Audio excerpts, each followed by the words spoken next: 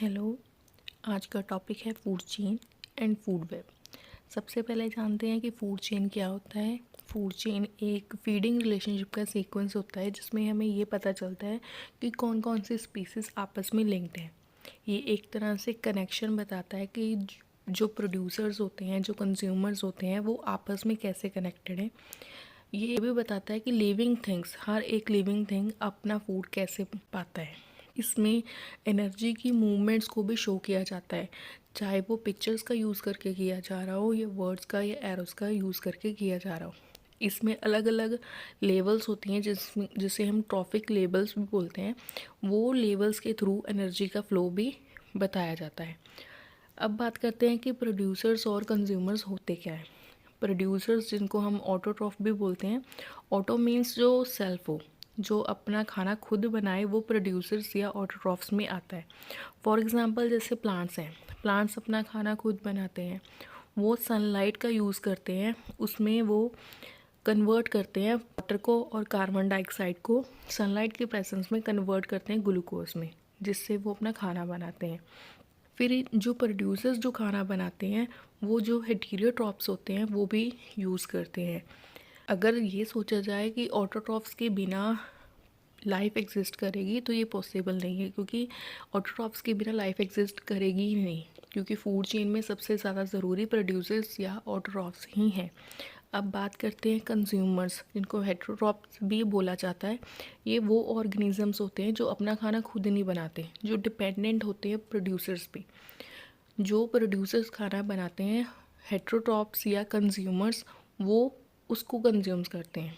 Rather than ये भी होता है कि वो दूसरे ऑर्गेनिजम्स को भी कंज्यूम करते हैं जीने के लिए। कंज्यूमर्स अलग अलग तरह के होते हैं। इनके 3 टाइप्स हैं: हार्बीवोर, कार्निवोर, ओमनीवोर। हार्बीवोर वो ऑर्गेनिजम्स होते हैं जो सिर्फ प्लांट्स खाते हैं। दूसरी टाइप है कार्निवोर। कार्निवोर वो ऑर्गेनिजम्स होते हैं जो मीट खाते हैं। उसके बाद आता है ओमनीवोर। ओमनीवोर वो ऑर्गेनिजम्स होते हैं जो मीट और इसके अलावा डिकम्पोजर्स भी होते हैं। डिकम्पोजर्स जो होते हैं, जो डेड प्लांट्स और डेड एनिमल्स होते हैं, उनको ब्रेक डाउन करते हैं, उनके न्यूट्रिएंट्स को तोड़ के फिर से मिट्टी में एब्जॉर्ब करवा देते हैं। ये डेड ऑर्गेनिजम्स को, उनका जो कॉम्प्लेक्स स्ट्रक्चर होता है, उनको सिंपलर फॉर्म ऑफ मैटर में डिकम्पोज करते हैं। इसके एग्जांपल हैं बैक्टीरिया, फंगाई, वॉर्म, ये सब इसी में ही आते हैं। उसके बाद आता है, ये एग्जांपल्स हैं कुछ फूड चेन की, जैसे ग्रास है। ग्रास अपना खाना खुद बनाएगा, प्रोड्यूसर है, उसको ग्रास ऊपर खाएगा, ग्रास ऊपर को फ्रॉग कराएगा। ऐसे ही जैसे प्रोड्यूसर जो ग्रास था वो मेन आ गया।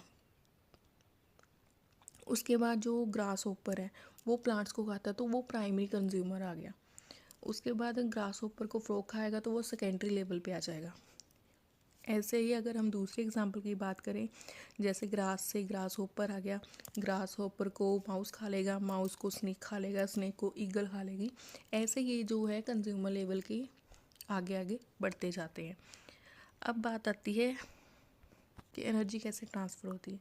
इनमें से जैसे जैसे एक टॉपिक से अगली टॉपिक लेवल तक जाते जाते हैं, वैसे वैसे एनर्जी जो है उनकी ट्रांसफ़र 10% तक ही जाती है।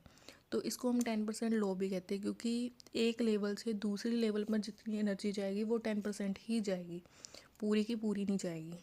तो एनर्जी जो होती है कि जो ऑर्गेनिज़म ने एनर्जी प्रोड्यूस की है, उस ऑर्गेनिज़म को दूसरा जो खाएगा उसका 10% दूसरे ऑर्गेनिज़म में जाएगा। ऐसे ही एनर्जी को जो ट्रांसफ़र होता है उसको हम ट्रॉफिक लेवल बोलते हैं। तो ये जो लेवल होता है ये प्रोड्यूसर से स्टार्ट होता है, उसके बाद कंज्यूमर्स में जाता है, जितनी भी चेन्स कंज्यूमर्स की बनेगी उनमें जाएगा, उसके बाद ये इन द एंड डिकम्पोजर्स में जाएगा। अब बात करते हैं फूड वेब की। फूड वेब होता क्या है? फूड वेब वो एक तरह से कहते हैं कि जो ऑर्गेनिजम्स होते हैं फूड चेन में, एक को एक ही खाएगा, लेकिन जब हम बहुत सारी फूड चेन्स को इकट्ठा कर देते हैं, उनको मिला देते हैं, तब फूड वेब बनता है, क्योंकि इसमें एक से ज़्यादा ऑर्गेनिज़म इन्वॉल्व होते हैं, और जिन ऑर्गेनिज़म्स को एक से ज़्यादा ऑर्गेनिज़म खा सकते हैं वो फूड वेब में आता है।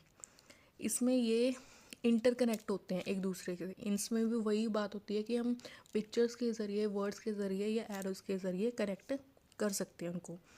ये एक कॉम्प्लेक्स पैटर्न होता है एनर्जी का, जिसमें हर एक की एनर्जी जो है ट्रांसफ़र होती है। एग्जांपल के तौर पे जैसे देखो कि प्रोड्यूसर है, प्रोड्यूसर को बकरी भी खाएगी, खरगोश भी खाएगा, चूहा भी खाएगा, ठीक है।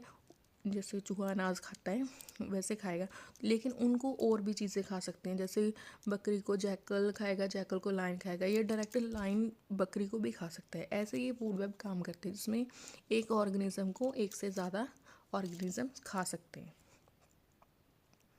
अब बात करते हैं एनर्जी पिरामिड की। एनर्जी पिरामिड वो एनर्जी पिरामिड होती है जिसमें हम बताते हैं कि एक लेवल से दूसरी लेवल में एनर्जी कैसे गई। ज़्यादातर जो एनर्जी होती है वो सबसे ज़्यादा होती है प्रोड्यूसर में। ऑब्वियस है कि जो सबसे पहले अपना खाना खुद बनाएगा उसमें एनर्जी भी ज़्यादा प्रोड्यूस होएगी। जैसे जैसे प्रोड्यूसर को आगे कंज्यूमर इनटेक करते जाएंगे, वो जो एनर्जी है वो आगे आगे जाती जाएगी। जैसे जैसे एनर्जी लेवल ऊपर जाता जाएगा वैसे वैसे एनर्जी कम होती जाएगी। अब देखा जाए तो सबसे ज़्यादा जो एनर्जी होती है वो प्रोड्यूसर्स में होती है। उसके बाद प्रोड्यूसर्स को जो खाएगा, फर्स्ट ऑर्डर के जो कंज्यूमर्स होंगे उनमें जो उनमें आ जाएगी एनर्जी। फर्स्ट ऑर्डर को जो सेकंड ऑर्डर वाले कंज्यूमर्स होंगे वो उनका 10% लेंगे। ऐसे ही थर्ड लेवल में भी जाएगी। जैसे जैसे कंज्यूमर्स बढ़ते जाएंगे एनर्जी डिक्रीज़ होती जाएगी।